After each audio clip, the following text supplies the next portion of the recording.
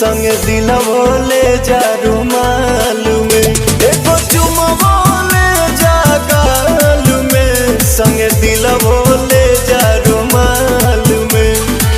जातर रजावा चढ़ के जहाजवा पसिहन मोहिनी के जाल में, एगो चुमवो ले जा गाल में, संग दिलवो ले जा रुमाल में, एगो चुमवो ले जा गाल में, संग दिलवो ले जा रुमाल में।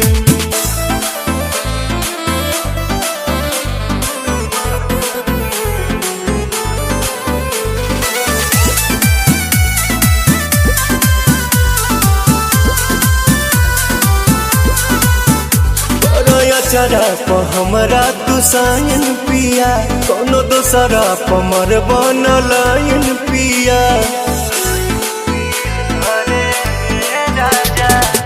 बिहना केहू के हमार वाला हक हो, मेहर के जात हई होइए जाला सट हो।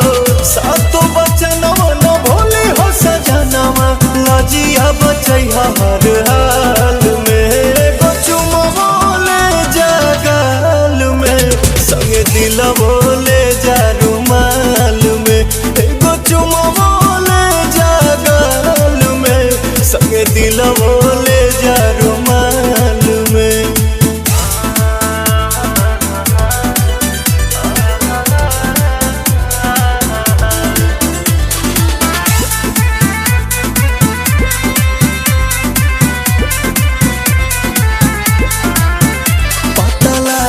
जे कदम बवाले बलम, जल्दी पड़ बनी हाले के पाले बलम।